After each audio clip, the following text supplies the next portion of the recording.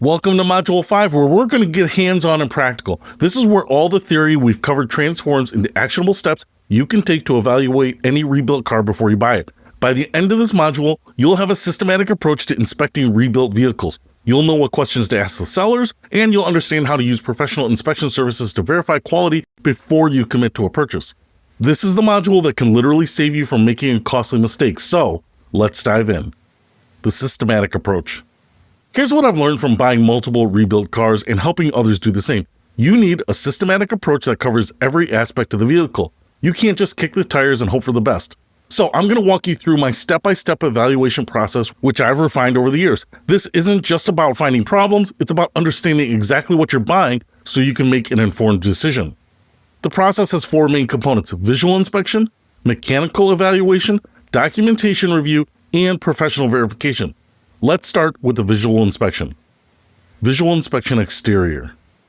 The visual inspection begins before you even touch the car. Start by walking around the vehicle slowly, looking at it from different angles and in different lighting if possible. First, examine the paint quality closely. Look for color variations between the panels, which can indicate repair work.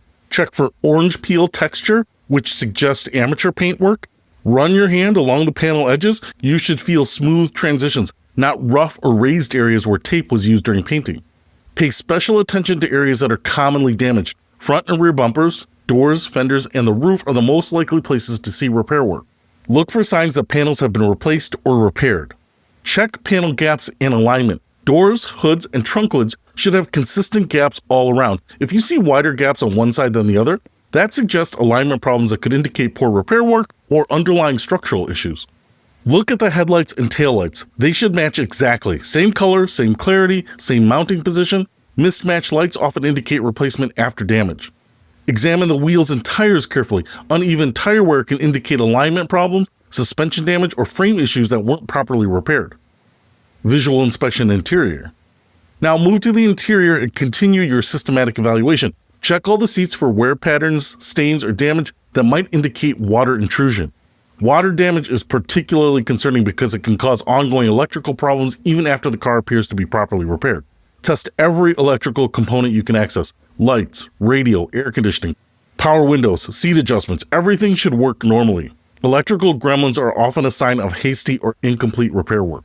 Look for signs of disassembly and reassembly. If the interior was removed during repair work, there might be subtle signs like missing clips, loose trim pieces, or components that don't quite fit right. Check the odometer reading against the vehicle history report. Significant discrepancies could indicate tampering or other issues. Under the hood inspection. Pop the hood and examine the engine bay carefully. Look for any signs of fluid leaks, corrosion, or damage. Check all fluid levels and colors. They should be clean and at proper levels.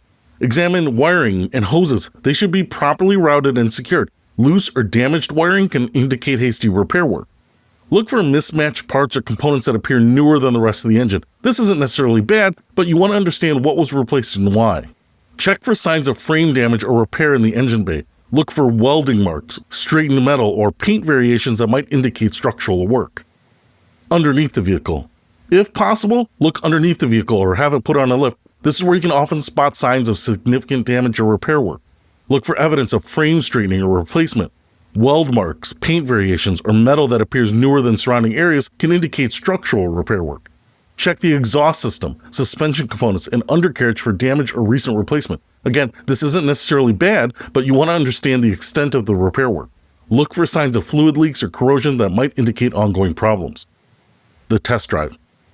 Now it's time for the test drive, which is crucial for evaluating the mechanical condition of any rebuilt car. Start the engine and listen carefully. It should start easily and run smoothly without any unusual noises, vibrations, or exhaust smoke. Test the transmission by driving through all the gears. Shifts should be smooth and positive with no slipping, hesitation, or unusual noises. Drive at various speeds and pay attention to how the car handles. It should track straight without pulling to one side, and the steering should feel responsive and centered. Test the brakes gradually and carefully. They should stop the car smoothly without pulling or grabbing or making unusual noises. Listen for any unusual sounds while driving, squeaks, rattles, grinding, or other noises that might indicate mechanical problems. Questions to ask the seller. Throughout this process, you should be asking the seller detailed questions about the vehicle's history and the repair work that was done. Start with the basics. What type of damage did the car suffer? When did the damage occur? Who performed the repair work? Ask for specifics about the repair process. What parts were replaced? Were OEM parts used? How long did the repair take? Was any structural work required? Request documentation. Do they have photos of the damage, receipts for parts and labor, records of inspections, any warranty information? Ask about any ongoing issues. Have there been any problems since the rebuild? Any recalls or service bulletins that apply? Any modifications from factory specifications? Don't be satisfied with vague answers. A seller who knows the vehicle's history should be able to provide detailed information about the damage and the repair process. Documentation review. Speaking of documentation, reviewing the paperwork is a crucial part of your evaluation process. Start with the title itself. Verify that it clearly shows rebuild status and that all the information matches the vehicle. Check for any signs of alteration or inconsistency. Review the vehicle history report carefully. This should show when the car was declared a total loss, when it received a rebuilt title, and any other significant events in its history. If available, examine repair documentation. Photos of the damage can help you understand what you're dealing with. Receipts for parts show whether quality components were used. Labor records can indicate whether the work was done by a professional. Look for inspection records. Many states require inspections before issuing rebuilt titles, and these records can provide valuable information about the vehicle's condition. Professional inspection services. Now let me talk about professional inspection services, which can be invaluable when you're considering a significant purchase. There are national companies that specialize in used car inspections, and many will specifically evaluate rebuilt vehicles. These services typically cost between $100 and $300, but they can save you thousands if they identify problems you missed. Professional inspectors have experience, proper tools, and the ability to put the car on a lift for thorough underneath inspection. They can spot subtle signs of damage or poor repair work that you might miss. They also provide detailed written reports that document the vehicle's condition. This gives you objective information to use in negotiations, and it provides a baseline for future reference.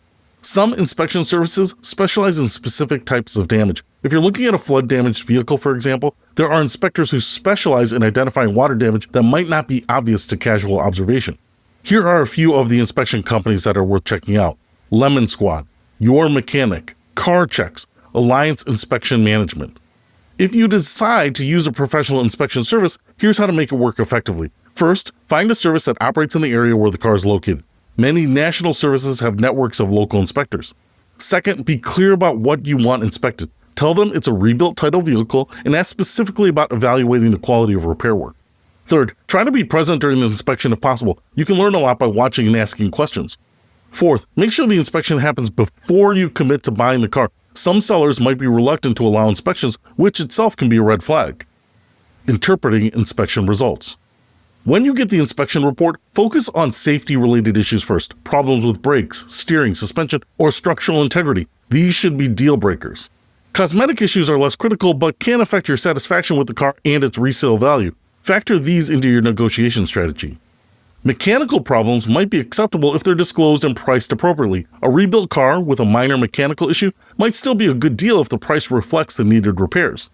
Use the inspection report as a negotiation tool. Documented problems give you the leverage to request price reductions or repairs before purchase. Red flags that mean walk away. Based on my experience, there are certain red flags that should make you walk away immediately, regardless of the price. Evidence of ongoing structural problems, like doors that don't close properly or panels that don't align correctly. Signs that safety systems aren't working properly, including airbag warning lights, brake problems, or steering issues. Extensive electrical problems that suggest water damage or poor repair work. And sellers who can't or won't provide basic information about the vehicle's history or repair work. Documentation that doesn't match the vehicle or appears to have been altered.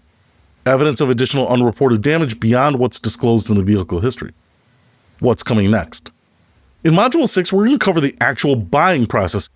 You'll learn negotiation strategies specific to rebuilt cars, how to handle financing and insurance, and what legal and logistical steps you need to complete. We'll also discuss how to protect yourself during the transaction and what to do if problems emerge after the purchase. Wrap up. So to recap Module 5, systematic evaluation is crucial when buying rebuilt cars. This includes thorough visual inspection, comprehensive test driving, detailed questioning of sellers, careful documentation review, and consideration of professional inspection services.